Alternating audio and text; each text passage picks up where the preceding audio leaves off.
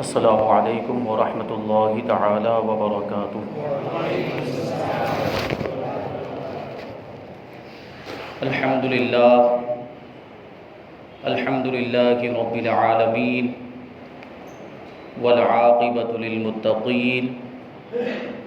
والصلاة والسلام علی سید الانبیاء والمرسلین وعلى آلہ واصحابہ اجمعین، اما بعد فاعوذ باللہ من الشیطان الرجیم، بسم اللہ الرحمن الرحیم۔ قل لا اسألكم علیہ اجرا الا المودۃ فی القربى۔ صدق اللہ مولانا العظیم وصدق رسوله النبی الامین المتین الکریم، ونحن على ذلك لمن الشاهدين والشاكرين والذاكرين والحامدين والحمد لله رب العالمين۔ آئیے ہم اور آپ سب سے پہلے حضور سرور کائنات فخر موجودات باعث تخلیق کائنات احمد مجتبی محمد مصطفیٰ صلی اللہ علیہ وسلم کی بارگاہ بے کس پناہ میں جھوم جھوم کر درود و سلام کا نذرانہ عقیدت پیش کریں اور پڑھیں اللہم صلی علی سیدنا و مولانا محمد معدن الجود والکرم وآلہ الکرام وابنہ الکریم وبارک وسلم صلاۃ و سلام علیک یا رسول اللہ صلی اللہ تعالی علیہ وسلم۔ عزیزان ملت اسلامیہ، آج انشاءاللہ تبارک و تعالی ہم خاتون جنت، شہزادی کونین، والدہ حسنین کریمین، زوجہ مولائے کائنات، جنتی عورتوں کی سردار حضرت فاطمۃ الزہرا رضی اللہ تعالی عنہ کی بارگاہ میں خراج عقیدت پیش کریں گے۔ اللہ تبارک و تعالی ہماری اس محفل کو اپنی بارگاہ میں قبول فرمائے اور اسے ہمارے لیے ذریعہ نجات بنائے۔ حضرت حذیفہ ابن یمان روایت کرتے ہیں، کہتے ہیں کہ میں نے ایک مرتبہ اپنی والدہ ماجدہ سے اجازت طلب کی، عرض کیا مجھے اجازت عطا فرمائیں کہ میں اللہ کے رسول صلی اللہ علیہ وسلم کی بارگاہ میں حاضر ہو کر آپ کے پیچھے جماعت کے ساتھ مغرب کی نماز ادا کروں، پھر آپ کے لیے اور اپنے لیے حضور سے مغفرت کی دعا کروں۔ تو آپ کی والدہ ماجدہ نے اجازت دے دی۔ حضرت حذیفہ کہتے ہیں میں گیا، مسجد نبوی میں اللہ کے رسول صلی اللہ علیہ وسلم کے پیچھے میں نے مغرب کی نماز ادا کی اور مغرب کے بعد میں مسجد ہی میں حاضر رہا یہاں تک کہ عشاء کا وقت آ گیا۔ اللہ کے رسول نے عشاء کی نماز پڑھائی، میں نے حضور کے پیچھے عشاء کی نماز بھی ادا کی۔ عشاء کی نماز سے فارغ ہونے کے بعد جب اللہ کے رسول صلی اللہ علیہ وسلم تشریف لے جانے لگے تو میں بھی حضور کے پیچھے پیچھے چلنے لگا۔ اللہ کے رسول صلی اللہ علیہ وسلم نے جب میری آواز سنی، میری آہٹ سنی کہ پیچھے کوئی آ رہا ہے تو دریافت فرمایا کون ہے، کیا حذیفہ ہے؟ اور میں نے عرض کیا ہاں یا رسول اللہ میں حذیفہ ہوں۔ ارشاد فرمایا کیا حاجت ہے؟ اللہ تمہاری بھی مغفرت فرمائے، تمہاری ماں کی بھی مغفرت فرمائے۔ پیٹھ پیچھے سے جان لیا کہ کون آ رہا ہے، اور کون آ رہا ہے یہ تو جان لیا، کیا حاجت لے کر آ رہا ہے وہ بھی جان لیا اور اس کی حاجت کو پورا بھی کر دیا۔ اب جب حضرت حذیفہ ابن یمان قریب گئے تو اللہ کے رسول صلی اللہ علیہ وسلم نے ارشاد فرمایا یہ جو فرشتہ ہے یہ آج رات سے پہلے کبھی بھی زمین پر نہیں آیا، یہ فرشتہ اس نے اللہ تبارک و تعالیٰ کی بارگاہ سے اجازت لی کہ میری بارگاہ میں سلام پیش کرے اور مجھے یہ بشارت دے دے، مجھے یہ خوشخبری سنا دے ان الفاطمۃ سیدۃ نساء الجنۃ وان الحسن والحسین سیدہ شباب اہل الجنہ، مجھے یہ خوشخبری سنا دے کہ فاطمہ جنتی عورتوں کی سردار ہے اور حسن اور حسین جنتی نوجوانوں کے سردار ہیں۔ تو تو اس میں دیکھیں فرشتہ بشارت دینے کے لیے آیا اللہ کے رسول صلی اللہ علیہ وسلم کو، اور اس سے ایک تو حضور صلی اللہ علیہ وسلم کے علم غیب کا بھی ثبوت ہوتا ہے کہ آپ پیچھے بھی ویسے ہی ملاحظہ فرمایا کرتے تھے جیسے آگے ملاحظہ فرمایا کرتے تھے، اور اس سے یہ بھی پتہ چلتا ہے کہ خاتون جنت رضی اللہ تعالی عنہ جنتی عورتوں کی سردار ہیں، اور حضرات حسنین کریمین جنتی نوجوانوں کے سردار ہیں۔ یہ شان ہے حضرت خاتون جنت رضی اللہ تعالی عنہ کی۔ آپ دیکھیں حضرت فاطمہ الزہرا رضی اللہ تعالی عنہ حضور اقدس صلی اللہ علیہ وسلم کی سب سے چھوٹی صاحبزادی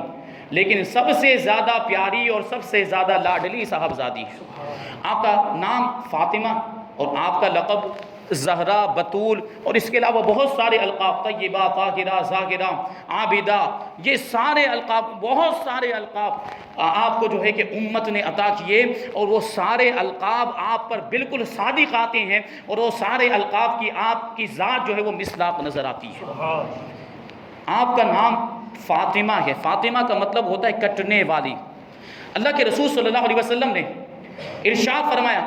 انہا سمیت فاطمۃ لأن اللہ قطعها ومحبیها عن النار، کہ فاطمہ کا نام فاطمہ اس لیے رکھا گیا ہے کہ اللہ تبارک و تعالیٰ نے اس کو اور اس سے محبت کرنے والوں کو جہنم سے آزاد کر دیا۔ حضرت عبداللہ ابن مسعود فرماتے ہیں ان فاطمۃ احسنت فرجہا فحرم اللہ ذریتہا علی النار، کہ فاطمہ نے، خاتون جنت نے پاک دامنی اختیار کی تو اللہ تبارک و تعالیٰ نے اس کی اولاد کو جہنم پہ حرام فرما دیا۔ حضرت انس بن مالک رضی اللہ تعالیٰ عنہ بیان کرتے ہیں کہ ایک مرتبہ میں نے اپنی والدہ ام سلیم رضی اللہ تعالیٰ عنہ سے حضرت خاتون جنت کے بارے میں پوچھا تو آپ نے ارشاد فرمایا کانت کالقمر لیلۃ البدر، کہ وہ 14ویں رات میں چاند کی طرح تھی، ان کا چہرہ 14ویں رات کے چاند کی طرح حسین و جمیل تھا، اور آپ کے نور کا عالم یہ تھا کہ آپ کسی اندھیرے کمرے میں چلی جاتی تھی تو وہاں روشنی ہو جایا کرتی تھی۔ یہ خاتون جنت رضی اللہ تعالیٰ عنہ کی شان، اور آپ کو جو لقب ملا، آپ کا جو نام ہے اور آپ کے جو القاب ہیں، مفسر شہیر حکیم الامت حضرت مفتی احمد یار خان نعیمی رحمۃ اللہ تعالیٰ نے بیان کرتے ہیں کہ چونکہ اللہ تبارک و تعالیٰ نے حضرت فاطمہ کو، آپ سے محبت کرنے والوں کو اور آپ کی اولاد کو جہنم سے آزاد کر دیا، اس لیے آپ کا نام فاطمہ ہوا، اور آپ دنیا میں رہنے کے باوجود دنیا سے الگ تھلگ تھی، دنیا سے بالکل بے رغبت تھی، اس لیے آپ کا لقب بطول ہو گیا، کہ بطول کا مطلب ہی ہوتا ہے دنیا سے بالکل الگ تھلگ رہنے والی، دنیا میں بالکل رغبت نہ کرنے والی۔ اور اللہ تبارک و تعالیٰ نے آپ کو ایک لقب اور عطا فرمایا، وہ ہے زہرا۔ زہرا کا معنی ہوتا ہے پھول کی کلی، اور چونکہ آپ جنت کی کلی ہیں، آپ کا معاملہ یہ تھا کہ آپ کے جسم مبارک سے جنت کی خوشبو آیا کرتی تھی، جسے اللہ کے رسول صلی اللہ علیہ وسلم سونگھا کرتے تھے، اور آپ کے جسم کے ساتھ کبھی بھی وہ کیفیت نہ ہوئی جو عام عورتوں کو جو ہے کہ پیش آیا کرتی ہے، جن سے عام خواتین دو چار ہوا کرتی، یعنی حیض و نفاس کے معاملات بھی نہیں تھے، اس لیے آپ کو زہرا کا لقب دیا گیا، یعنی جنت کی کلی کا لقب دیا گیا۔ یہ شان ہے حضرت خاتون جنت رضی اللہ تعالیٰ عنہ کی۔ اور یہ جو آپ کے نام اور آپ کے القاب دیکھتے چلے، آپ کا ایک لقب ہے طیبہ، ظاہرہ، طاہرہ، اور اس کا مطلب ہوتا ہے صاف ستھری۔ حضرت خاتون جنت رضی اللہ تعالیٰ عنہ حضور نبی کریم صلی اللہ علیہ وسلم کی نظر رحمت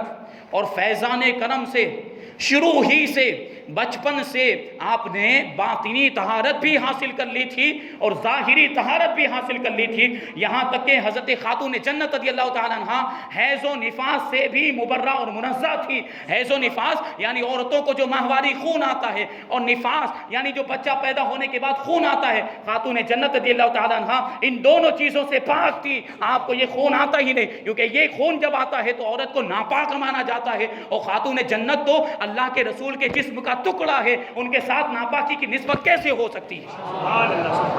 علامہ علاء الدین علی متقی ہندی ایک حدیث پاک حضرت خاتون جنت رضی اللہ تعالیٰ عنہ کی شان اور آپ کی عظمت کو بیان کرتے ہوئے یوں لکھتے ہیں، حدیث پاک کا جو ہے حدیث پاک ہے جس میں اللہ کے رسول صلی اللہ علیہ وسلم نے ارشاد فرمایا، میری بیٹی فاطمہ انسانی شکل میں حوروں کی طرح حیض و نفاس سے پاک ہے۔ جس طریقے سے حوروں کو حیض اور نفاس نہیں آتا. میری بیٹی فاطمہ بھی حیض و نفاس سے پاک. یہ شان ہے, یہ عظمت اور یہ پاکیزگی کا عالم اللہ تبارک و تعالیٰ نے اس طریقے سے ظاہری ناپاکیوں سے اور گندگیوں سے بھی آپ کو پاک فرما دیا تھا اور باطنی گندگیوں سے بھی آپ کو پاک فرما دیا تھا. یہ شان خاتون جنت رضی اللہ تعالیٰ عنہ کی. اور اللہ کے رسول صلی اللہ علیہ وسلم نے آپ کے تعلق سے ارشاد فرمایا, اے فاطمہ تمہارے غضب سے اللہ کا غضب ہوتا ہے, تم ناراض ہوتی ہو تو اللہ ناراض ہو جاتا ہے, اور تمہاری رضا سے رضائے الہی ہوتی, یعنی جب تم راضی ہوتی ہو تو اللہ راضی ہو جاتا ہے.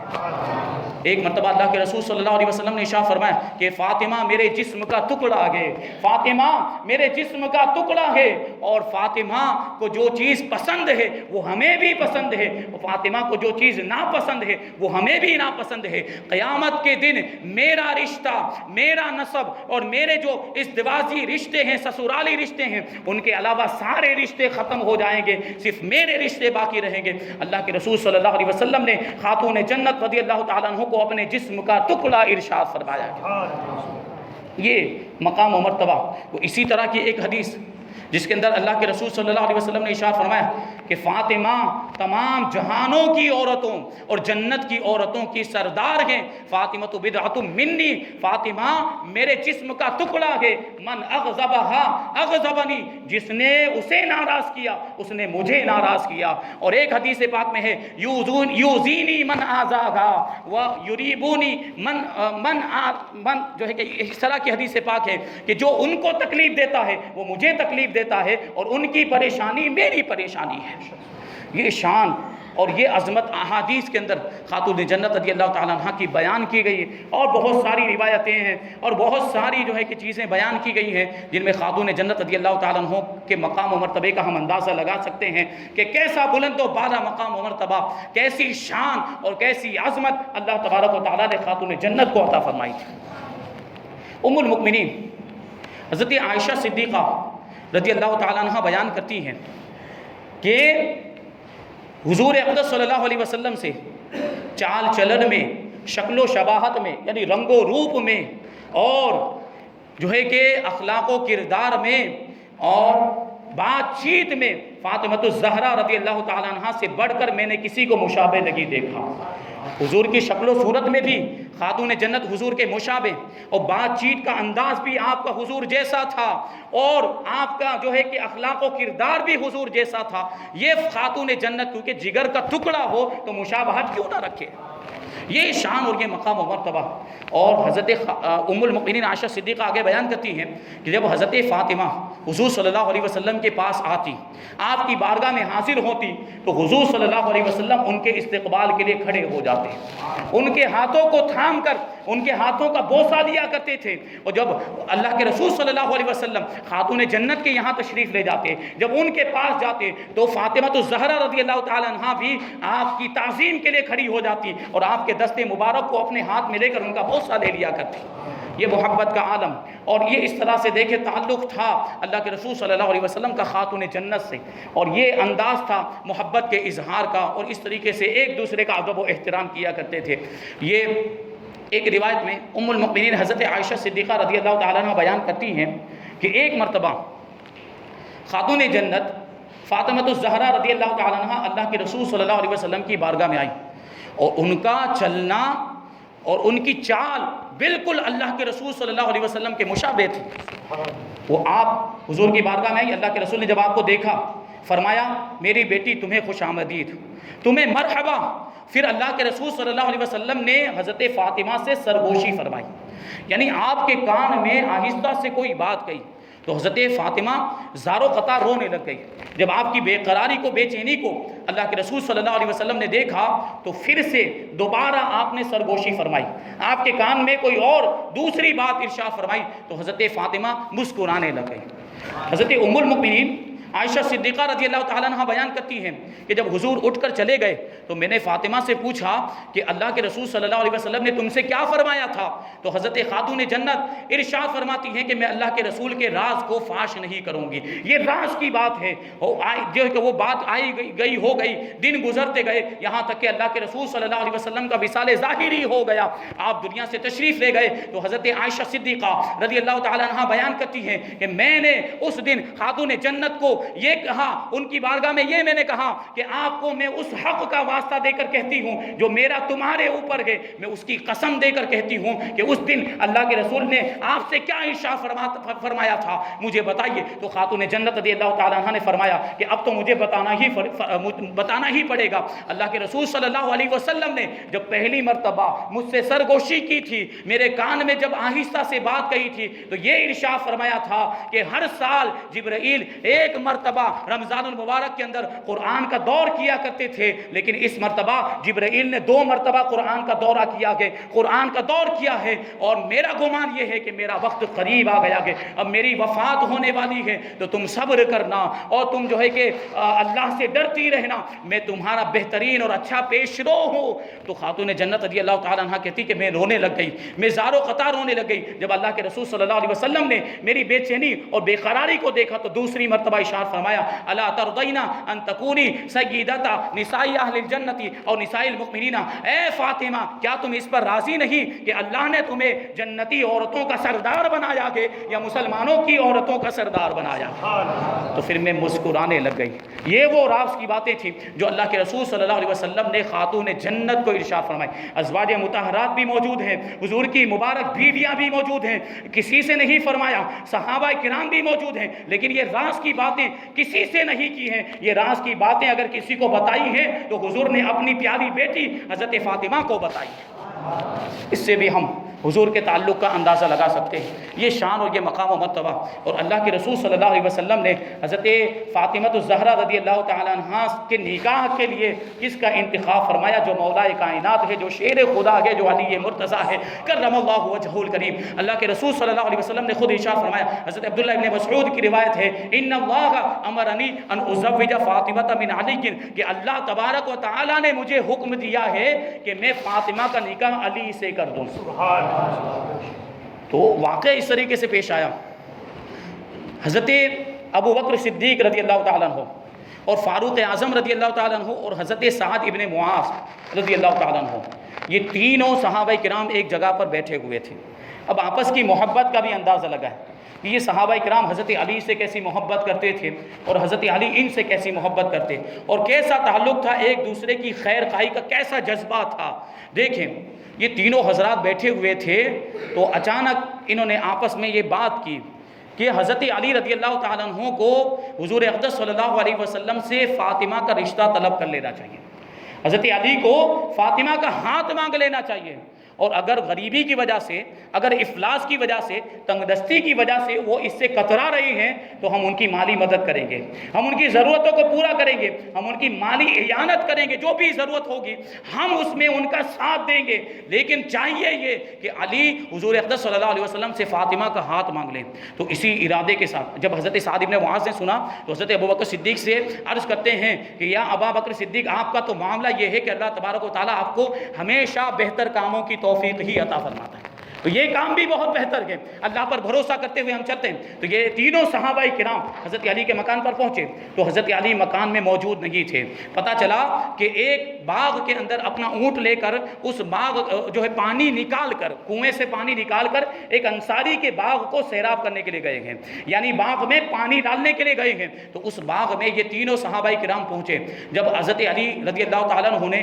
ان تینوں حضرات کو آتے ہوئے دیکھا تو جو ہے کہ استقبال کیا اور آنے کی وجہ پوچھی کہ کیسے تشریف آوری ہوئی، کیسے تشریف لانا ہوا۔ تو حضرت ابوبکر صدیق رضی اللہ تعالیٰ عنہ نے ارشاد فرمایا کہ آپ کے اندر کوئی ایسی خوبی اور کوئی ایسی بھلائی نہیں ہے جو نہ پائی جاتی ہو، ساری خوبیاں اور ساری بھلائیاں اللہ تبارک و تعالیٰ نے آپ کے اندر جمع فرما دی ہے، چاہے وہ اسلام قبول کرنے کا معاملہ ہو، چاہے صحابیت کا معاملہ ہو یا رسول کی رشتہ داری کا معاملہ ہو، سب کے اندر آپ کا جو مقام ہے وہ کسی پر پوشیدہ نہیں ہے۔ حضرت ابوبکر صدیق آگے ارشاد فرماتے ہیں یہ قریش کے بڑے بڑے سرداروں نے، بڑے بڑے شرافت والوں نے، اونچے اونچے خاندان والوں نے حضور اقدس صلی اللہ علیہ وسلم سے فاطمہ کا رشتہ مانگا لیکن وہ کامیاب نہیں ہوئے، کسی کو اللہ کے رسول نے حامی نہیں بھری۔ حضرت ابوبکر صدیق ارشاد فرماتے ہیں کہ آپ کیوں رشتے کے لیے عرض نہیں کرتے؟ میرا گمان ہے، مجھے امید ہے کہ اللہ اور اس کے رسول نے فاطمہ کا رشتہ تمہارے لیے ہی روک کے رکھا ہوا ہے۔ حضرت علی رضی اللہ تعالیٰ عنہ آپ دیدہ ہو گئے، زارو قطار رونے لگے اور عرض کرتے ہیں حضرت ابوبکر صدیق سے کہ آپ نے تو میرے پرسکون جذبات میں ہیجان برپا کر دیا گے اور میری خوابیدہ تمنا کو بیدار کر دیا، یقیناً یہ میرے لیے بہت بڑی سعادت کی بات ہے اور مجھے اس کی تمنا بھی ہے، لیکن تنگ دستی کی وجہ سے، غریبی کی وجہ سے، افلاس کی وجہ سے حضور کی بارگاہ میں عرض کرنے کی جرات نہیں کر سکتا، حضور کی بارگاہ میں جو ہے کہ بیان کرنے کی ہمت نہیں ہے مجھ کے اندر، میرے اندر۔ تو حضرت ابوبکر صدیق رضی اللہ تعالیٰ عنہ نے اس وقت ارشاد فرمایا لا تقل هذا یا ابا الحسن ان الدنیا وما فیہا عند اللہ وعند رسولہ کہواء منثور، اے ابو الحسن ایسا مت کہو یہ جو دنیا ہے اور اس کی جو ساری چیزیں ہیں یہ اللہ اور اس کے رسول کی بارگاہ میں ایک ذرے سے بھی کمتر ہے، ایک ذرے کی بھی حیثیت نہیں رکھتے۔ تم اس دنیا کی وجہ سے، غربت و افلاس کی وجہ سے رشتہ قبول کرنے سے ڈر رہے ہو، حضور کی بارگاہ میں رشتہ طلب کرنے سے اور حضرت فاطمہ کا ہاتھ مانگنے سے ڈر رہے ہو، یہ مت کرو۔ آپ جاؤ تو ان حضرات کے مشورے سے اور ان حضرات کی حوصلہ افزائی سے حضرت علی رضی اللہ تعالیٰ عنہ حضور اقدس صلی اللہ علیہ وسلم کی بارگاہ میں پہنچے اور حضرت فاطمہ کا ہاتھ مانگا۔ حضور تو انتظار ہی کر رہے تھے کہ علی آئے اور فاطمہ کا ہاتھ ان کے ہاتھ میں دے دیا جائے۔ قبول ہو گیا، رشتہ منظور ہو گیا، باہر تشریف لائے حضرت ابوبکر صدیق، فاروق اعظم اور سعد بن معاذ اور جتنے بھی لوگ تھے سب کو خوشخبری سنائی۔ ان حضرات کو اتنی خوشی ہوئی کہ بے انتہا مسرت ان کو ہوئی اور انہوں نے اپنی خوشی کا اظہار بھی کیا۔ یہ عقیدت و محبت کا معاملہ، یہ خیر خواہی کا جذبہ کہ خود مشورہ دیا کہ جاؤ اور فاطمہ کا ہاتھ مانگو، اور جب یہ رشتہ منظور ہو گیا تو خوشی کا اظہار بھی کیا۔ اب ہوا یہ کہ اللہ کے رسول صلی اللہ علیہ وسلم نے حضرت انس کو بھیجا،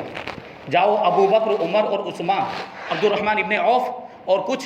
انصار اور مہاجرین صحابہ کرام کو بلا لاؤ۔ کتنی سادگی کے ساتھ اور کیسے وقار کے ساتھ یہ شادی ہوئی۔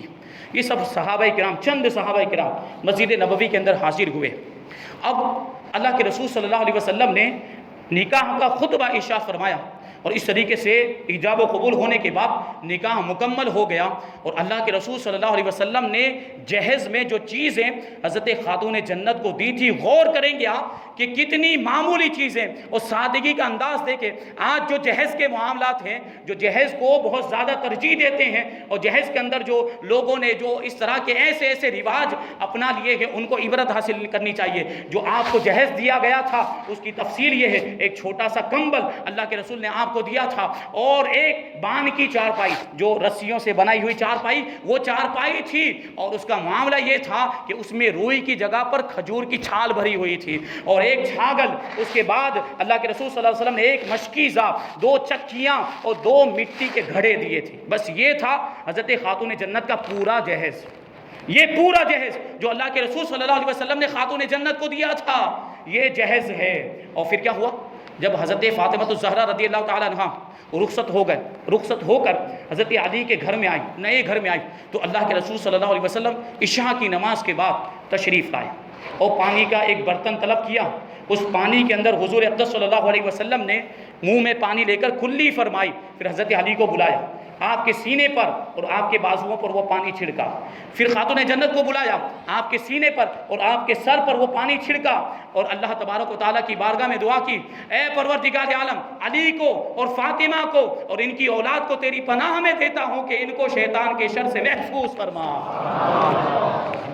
اور حضرت علی رضی اللہ تعالیٰ عنہ نے جو مہر دیا تھا خاتون جنت کا، مختلف روایتوں کے مطابق ایک روایت میں 500 درہم کا ذکر ہے اور ایک روایت میں 480 درہم کا ذکر ہے، جو اس زمانے کے اعتبار سے، انگریزی وزن کے اعتبار سے تقریباً 1 کلو 700 گرام چاندی، کتنی؟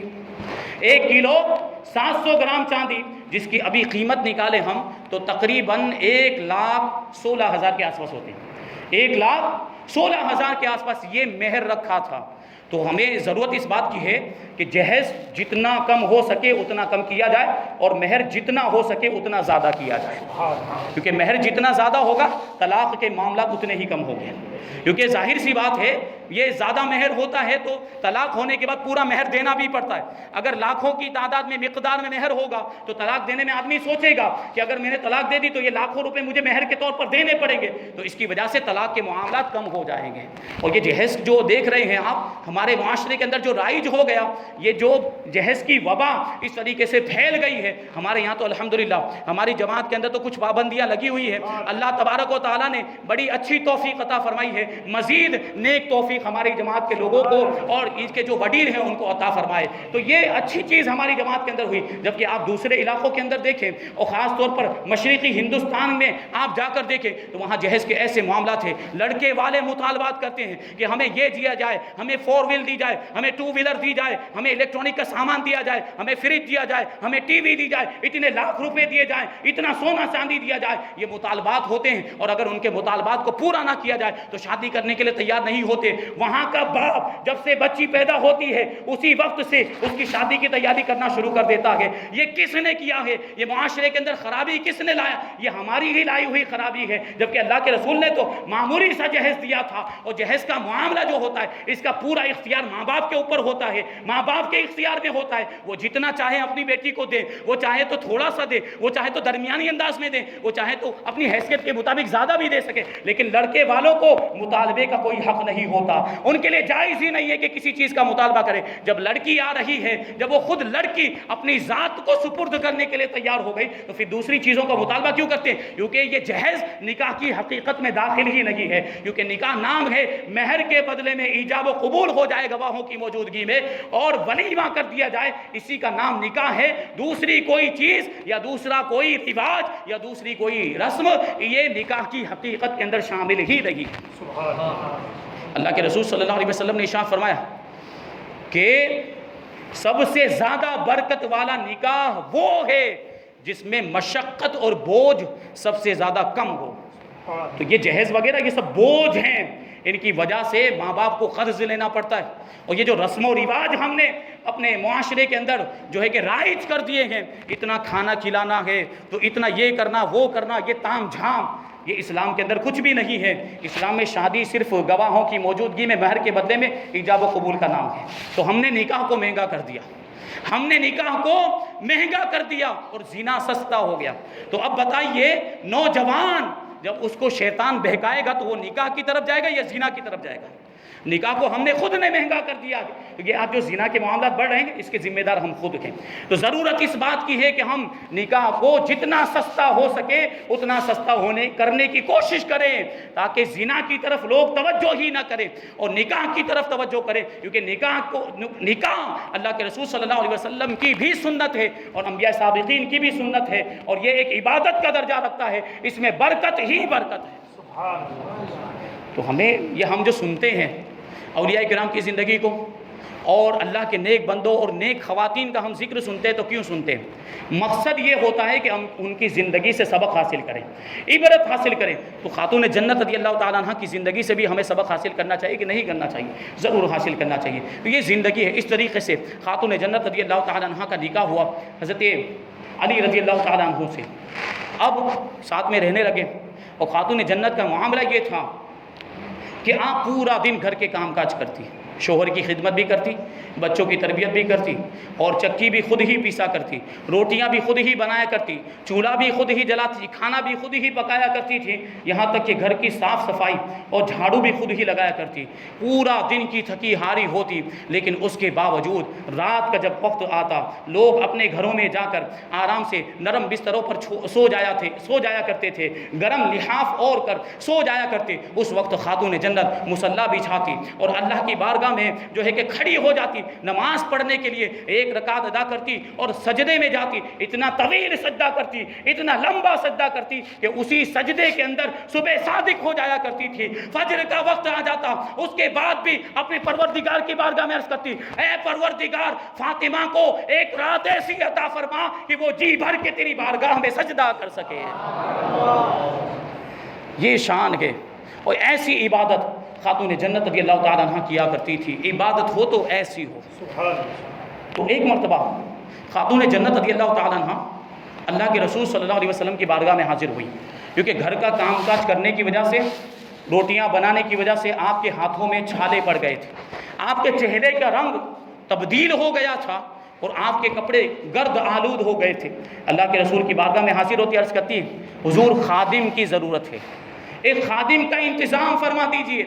لیکن سادگی کا عالم، تاجدار دو عالم ہیں، ایک خادم کا انتظام کرنے کے لیے کوئی چیز ہی نہیں۔ تو اللہ کے رسول ارشاد فرماتے ہیں کہ خادم کا انتظام تو نہیں کر سکتا، لیکن اس سے بہتر تمہیں ایک چیز دیتا ہوں۔ جب تم بستر پر جاؤ تو 33 مرتبہ سبحان اللہ، 33 مرتبہ الحمدللہ اور 34 مرتبہ اللہ اکبر کہہ لینا، تمہارے دنیا کے کاموں کے لیے بھی کافی ہو جائے گا اور آخرت کے لیے بھی کافی ہو جائے گا۔ اسی کو تسبیح فاطمہ کہتے ہیں۔ 33 مرتبہ سبحان اللہ، 33 مرتبہ الحمدللہ اور 34 مرتبہ اللہ اکبر۔ یہ تسبیح کو یاد کر لیں اور ہر نماز کے بعد پڑھتے رہیں، خصوصاً جب سونے کے لیے جائیں اس وقت پڑھتے رہیں، تو اللہ ہماری دنیا کی حاجتیں بھی پوری کرے گا اور آخرت کی مرادیں بھی پوری کرے گا۔ بڑی برکت والی تسبیح ہے، بڑی فضیلتیں ہیں۔ تو یہ شان خاتون جنت رضی اللہ تعالیٰ عنہا کی، اور دیکھیں کتنے واقعات بیان کیے جائیں۔ حضرت خاتون جنت رضی اللہ تعالیٰ عنہا کا انتقال حضور اقدس صلی اللہ علیہ وسلم کے 6 مہینے کے بعد، حضور کی وفات کے 6 مہینے کے بعد 3 رمضان المبارک ہجری 11 میں خاتون جنت رضی اللہ تعالیٰ عنہا کا انتقال ہوا۔ آپ دنیا سے تشریف لے گئی۔ حضرت مولا کائنات علی مرتضیٰ رضی اللہ تعالیٰ عنہ نے آپ کی نماز جنازہ جو ہے کہ پڑھائی۔ اس وقت حضرت علی نے ارشاد فرمایا کہ فاطمہ نے مجھے وصیت کی تھی کہ میرا جنازہ رات میں نکالا جائے تاکہ کسی اجنبی مرد کی میرے جنازے پر بھی نظر نہ پڑے۔ یہ پردے کا عالم تھا، یہ حیا کا عالم تھا خاتون جنت رضی اللہ تعالیٰ عنہ کا۔ اور خاتون جنت کے پردے کا معاملہ یہ تھا کہ کبھی آپ کے سر کے دوپٹے کو بھی آسمان نے نہیں دیکھا۔ اور جب مباہلہ کے وقت اللہ کے رسول صلی اللہ علیہ وسلم حضرت علی کو، حضرت فاطمہ کو، حضرت حسن کو اور حضرت حسین کو لے کر گئے تھے، فاطمہ آگے آگے چل رہی تھی، حضرت علی پیچھے پیچھے چل رہے تھے، اور فاطمہ کے قدموں کو نشانات کو مٹاتے ہوئے جا رہے تھے کہ ان کے قدم کے نشانات پر بھی اجنبی مردوں کی نظر نہ پڑنے پائے۔ یہ وہی فاطمہ ہیں جب میدان محشر میں پل صراط سے گزرے گی تو ان کے گزرنے سے پہلے اہل محشر کو حکم دیا جائے گا کہ اپنی نگاہوں کو جھکا لے کہ رسول اللہ کی شہزادی گزرنے والی ہے۔ یہ پردے کا اور حیا کا معاملہ ہے۔ اور آج ہماری ماں بہنوں کا معاملہ کیا ہے کہ پردہ کیا ہوتا ہے، حیا کیا ہوتی ہے، اس کا کوئی بھی ان کو اندازہ ہی نہیں، اس کی کوئی سمجھ نہیں۔ پردے کو برا سمجھا جاتا ہے، پردے کو عیب سمجھا جاتا ہے۔ پردہ عیب نہیں ہے اور پردے میں رہنا یہ کوئی بری بات نہیں ہے۔ اسلام نے خواتین کو قابل تعظیم سمجھا ہے، اس لیے تو پردے کا حکم دیا ہے۔ جو بھی تعظیم والی چیزیں ہیں ان کو چھپا کر رکھا جاتا ہے، ان کو غلاف میں رکھا جاتا ہے۔ قرآن پاک کو جزدان میں رکھتے کہ نہیں؟ قرآن پاک، دوسری بھی کتابیں ہیں لیکن کوئی کتاب جزدان میں نہیں رکھی جاتی، لیکن قرآن پاک کو جزدان میں رکھا جاتا ہے کیونکہ یہ قابل تعظیم ہے، اس کا ادب و احترام ہونا چاہیے۔ دوسرے بھی بہت سارے دنیا کے اندر گھر ہیں، بہت ساری بلڈنگیں ہیں، لیکن کسی پر غلاف چڑھایا جاتا ہے، لیکن خانہ کعبہ پر غلاف چڑھا ہوا ہے کیونکہ وہ قابل تعظیم ہے۔ تو جو بھی چیزیں قابل تعظیم ہوتی ہیں ان پر غلاف چڑھایا جاتا ہے، ان کو پردے میں رکھا جاتا ہے۔ عورت کو بھی اسلام نے پردے میں رہنے کا اسی لیے حکم دیا ہے کہ وہ قابل تعظیم ہے۔ اس کی عزت کو اسلام نے اس طریقے سے بڑھایا، جبکہ اسلام کے آنے سے پہلے وہ مردوں کے ہاتھ کی کٹ پتلی تھی۔ جس طریقے سے مرد چاہتا اس کا استعمال کیا کرتا تھا، اس کی معاشرے کے اندر کوئی حیثیت اور کوئی عزت نہیں تھی، اس کی عصمت کو تار دار کر دیا جاتا تھا، اس کی عزت کو لوٹ لیا جاتا تھا۔ اسلام نے عورت کو اس کا صحیح مقام و مرتبہ دیا ہے اور اس کو بلندیوں سے آشنا کیا ہے۔ یہ اسلام ہے جس نے حقیقت میں عورت کی تعظیم کرنا سکھایا ہے، عورت کا ادب کرنا سکھایا ہے، عورت کے مقام و مرتبے کو اسلام نے سمجھایا ہے۔ ہمارے ایک جو ہے کہ شیخ ہیں، انہوں نے اس طرح سے ایک واقعہ بیان کیا تھا کہ ان کی بحث ہوئی ایک پادری کے ساتھ اور اس نے جو ہے کہ پردے پر اعتراض کیا اور اعتراض کرتے ہوئے کہنے لگا کہ تم عورتوں کو پردہ کرنے کا کیوں حکم دیتے ہو؟ یہ تو عورتوں کو قید کر دینا ہے، یہ تو زبردستی ان پر پابندی لگانا ہے، یہ پردے کا حکم نہیں ہونا چاہیے، یہ دقیانوسی باتیں ہیں، یہ سب پرانی باتیں ہیں۔ تو انہوں نے اس سے جو ہے کہ ایک ہی جواب دیا کہ میں تمہاری باتوں کا جواب دوں گا، لیکن پہلے تم میرے سوال کا جواب دو کہ تمہارے چرچ کے اندر یہ جو خواتین ہوتی ہیں یہ ان کو کیوں پورا لباس پہنایا جاتا ہے؟ یہ تمہارے چرچ کے اندر جو عورتیں ہوتی ہیں جن کو نن کہا جاتا ہے، یہ ان کو پورا لباس کیوں پہنا جاتا ہے؟ دیکھا ہوگا آپ نے، پورا لباس پہنے ہوتی ہیں، اسکارف بھی پہنا ہوتا ہے انہوں نے، جو چرچ کے اندر جو خواتین دیتی ہیں۔ تو وہ جو پادری تھا اس نے جواب دیا، وہ فادر، چرچ کا فادر، وہ کیا جواب دیتا ہے کہ یہ چونکہ ہمارے مذہب کی بڑی عورتیں ہوتی ہیں، یہ قابل تعظیم ہوتی ہیں، یہ عزت کے لائق ہوتی ہیں، تو اس لیے ہم پورا لباس پہناتے ہیں۔ تو جو ہمارے شیخ تھے انہوں نے جواب دیا، بس یہی فرق ہے کہ تم صرف یہ چرچ کی خواتین کو قابل تعظیم سمجھتے ہو تو انہیں پورا لباس پہناتے ہو، ہم پوری دنیا کی خواتین کو قابل تعظیم سمجھتے ہیں، اس لیے ان کو پردے کا حکم دیتے ہیں۔ یہ ہے پردہ، اور یہ حیا ہے، ہمیں ضرورت ہے اس بات کی کہ اپنے گھر کی ماؤں بہنوں کو سمجھائیں کہ یہ بے حیائی کے معاملات ختم کریں اور پردے کو اپنائیں کہ پردے کے اندر دنیا کی بھی کامیابی اور آخرت کی بھی کامیابی۔ پردے والی خاتون اگر کہیں سے گزر جائے تو لوگ اس کی تعظیم کرتے ہیں، اس کو راستہ دے دیتے ہیں، جبکہ کوئی بے پردہ خاتون، بے حیا خاتون اگر گزر جائے تو اس کو چھیڑا جاتا ہے، اس پر جملے کسے جاتے ہیں، بعض اوقات سیٹیاں ماری جاتی ہیں۔ یہ ہوتا کہ نہیں ہوتا؟ یہ ہوتا صرف اس وجہ سے ہوتا ہے کہ وہ بے پردہ ہوتی، وہ بے حیا ہوتی۔ اگر اس نے پردہ کیا ہوتا تو اس کے ساتھ یہ معاملات نہیں ہوتے۔ تو پتہ چلا کہ پردہ عزت دلاتا ہے، پردہ عزت دلاتا ہے، پردے میں عزت ہے، پردے میں ذلت نہیں ہے، یہ کوئی عیب کی بات نہیں ہے، تو ایک خوبی ہے۔ تو یہ خاتون جنت رضی اللہ تعالیٰ عنہ کی زندگی سے ہمیں سبق ملتا ہے۔ تو آپ کی نماز جنازہ حضرت علی رضی اللہ تعالیٰ عنہ نے پڑھائی اور آپ کو جنت البقیع کے اندر دفن کیا گیا۔ جنت البقیع کے اندر آپ کا مزار پاک پہلے بہت خوبصورت انداز میں گنبد بھی بنا ہوا تھا، لیکن ان بدبخت نجدیوں نے مزار پاک کو ختم کر دیا، صرف قبر مبارک موجود ہے اور وہاں پتھروں کے ذریعے سے صرف نشانی بنا دی گئی ہے۔ اللہ تبارک و تعالی ہمیں اس کی زیارت نصیب فرمائے، تمام مقدس مقامات کی زیارت ہمیں نصیب فرمائے، عمرہ کرنے کی بھی توفیق عطا فرمائے اور زیارت کرنے کی بھی توفیق عطا فرمائے۔ ایک واقعہ بیان کر کے اپنی گفتگو کو ختم کر دوں گا۔ ایک مرتبہ حضرت عثمان غنی رضی اللہ تعالیٰ عنہ نے اللہ کے رسول صلی اللہ علیہ وسلم کی دعوت کی اور بڑی شاندار دعوت۔ اللہ کے رسول صلی اللہ علیہ وسلم صحابہ کرام کے ساتھ تشریف لے گئے۔ جب آپ کاشان نبوت سے باہر نکلے، حضرت عثمان کے مکان کی طرف روانہ ہوئے تو حضرت عثمان پیچھے پیچھے چلنے لگے اور حضور صلی اللہ علیہ وسلم کے قدموں کو گننے لگے اور عرض کرتے ہیں، یا رسول اللہ، میری یہ خواہش اور یہ تمنا ہے کہ یہاں سے لے کر میرے مکان تک جتنے بھی آپ کے قدم پڑے ہیں، ہر قدم کے بدلے میں ایک غلام آزاد کروں۔ چنانچہ حضرت عثمان غنی نے ایسا ہی کیا، سارے قدموں کو شمار کیا، جتنے بھی قدم حضور کے پڑے تھے سارے قدموں کو شمار کیا اور حضور کے ہر قدم کے بدلے میں ایک غلام خرید کر حضرت عثمان نے آزاد کر دیا۔ اب حضرت علی نے اس کو دیکھا تو بڑے متاثر ہوئے، گھر آئے، خاتون جنت سے کہنے لگے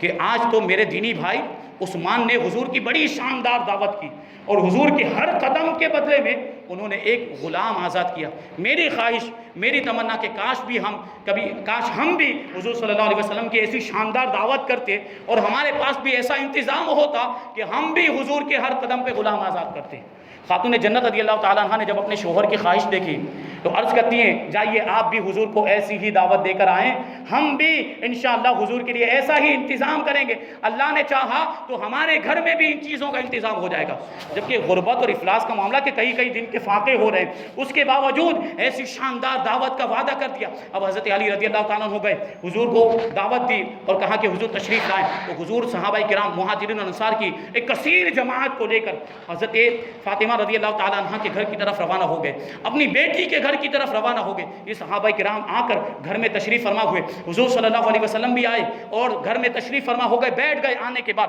اب خاتون جنت رضی اللہ تعالیٰ عنہ ایک کمرے میں گئی، تنہائی میں جانے کے بعد اللہ کی بارگاہ میں سجدے میں اپنے سر کو رکھ دیا اور دعا کرتی ہیں، اے پروردگار عالم، میں نے تیرے حبیب کو دعوت پر بلایا گے، میں نے تیرے حبیب کے صحابہ کو دعوت پر بلایا گے اور میں تیری بندی ہوں، آج میری لاج تیرے ہاتھ میں ہے، میرے پاس کوئی انتظام نہیں ہے جس کے ذریعے سے میں کھانا بناؤں اور ان کو کھانا کھلاؤں۔ اے پروردگار عالم، آج تو میری لاج رکھ لے اور غیب سے کھانے کا انتظام فرما لے۔ ابھی اتنی دعا کرنا تھا کہ ادھر سے حضرت فاطمہ رضی اللہ تعالیٰ عنہ نے جو ہانڈیاں چولہوں پر چڑھائی ہوئی تھی، اللہ تبارک و تعالیٰ نے ان ساری ہانڈیوں کے اندر جنت سے کھانا پہنچا دیا۔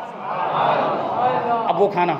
اللہ کے رسول کی بارگاہ میں پیش کیا گیا، صحابہ کرام کی بارگاہ میں پیش کیا، سب نے کھایا، حضور صلی اللہ علیہ وسلم نے بھی کھایا اور صحابہ کرام نے اس کھانے کے اندر ایسی لذت اور ایسی خوشبو محسوس کی کہ اس سے پہلے ایسی لذت اور خوشبو محسوس ہی نہیں کی، کیونکہ جنت کا کھانا تھا، ظاہر سی بات ہے وہ کھانا جنت سے آیا تھا تو دنیا کے کھانے سے اس کا مقابلہ ہو ہی نہیں سکتا ہے۔ جو لذت اس میں تھی، جو خوشبو اس میں تھی، وہ دنیا کے کھانے میں کیسے ہو سکتی؟ تو جب حیران تھے، تعجب میں تھے، تو اللہ کے رسول صلی اللہ علیہ وسلم نے جب صحابہ کرام کو تعجب کرتے ہوئے دیکھا تو ارشاد فرمایا کہ تمہیں اس کھانے پر تعجب ہو رہا ہے، اس کی لذت اور اس کی خوشبو پر تعجب ہو رہا ہے، تمہیں معلوم ہے یہ کھانا کہاں سے آیا ہے؟ صحابہ کرام عرض کرتے ہیں نہیں، ہمیں نہیں معلوم یا رسول اللہ۔ اللہ کے رسول نے ارشاد فرمایا یہ کھانا اللہ تبارک و تعالیٰ نے ہم لوگوں کے لیے جنت سے بھیجا ہے۔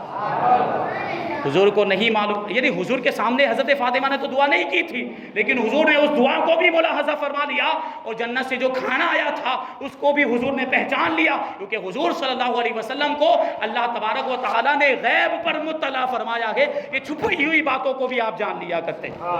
اب کیا ہوا؟ کھانا تناول کر لیا، اب حضرت خاتون جنت رضی اللہ تعالیٰ عنہ پھر تنہائی میں گئی اور دعا کرتی، اے پروردگار عالم، عثمان نے حضور صلی اللہ علیہ وسلم کے ہر قدم پر ایک غلام آزاد کیا تھا، لیکن تیری بندی فاطمہ کے اندر اتنی طاقت نہیں ہے کہ حضور کے ہر قدم پر ایک غلام آزاد کر سکے، تو جہاں تو نے میرے آقا کے لیے اور صحابہ کرام کے لیے غیب سے کھانے کا انتظام فرمایا گے، وہیں تو غلاموں کی آزادی کا انتظام بھی فرما دے۔ اور عرض کرتی ہیں، اے پروردگار عالم، حضور صلی اللہ علیہ وسلم کے وہ قدم جو ہمارے گھر تک آنے کے لیے جو بھی قدم پڑے گئے اور جتنے بھی قدم حضور صلی اللہ علیہ وسلم کے ہوئے ہیں، ان سارے قدموں کی برکت سے، ان سارے قدموں کے بدلے میں، ہر قدم کے بدلے میں نبی کریم صلی اللہ علیہ وسلم کی امت کے گنہگاروں کو جہنم سے آزادی عطا فرما۔ اب ادھر حضور صلی اللہ علیہ وسلم تشریف فرما تھے کہ اتنے میں جبرائیل امین آئے، اور آنے کے بعد عرض کرتے ہیں، یا رسول اللہ، فاطمہ کی دعا اللہ کی بارگاہ میں قبول ہو گئی، اور آپ کے ہر قدم کے بدلے میں اللہ تبارک و تعالیٰ نے 1000 گنہگاروں کو جہنم سے آزادی عطا فرما۔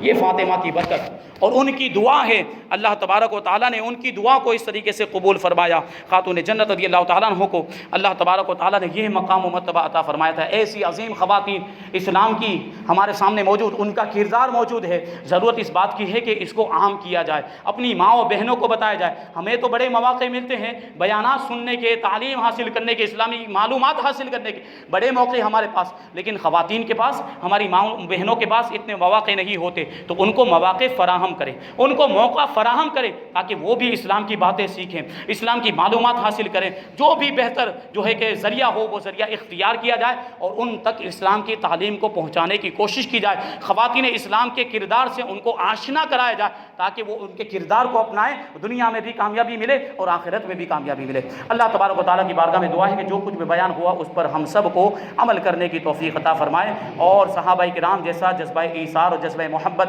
ہم سب کو بھی عطا فرمائے۔ وما علینا الا البلاغ۔ السلام علیکم۔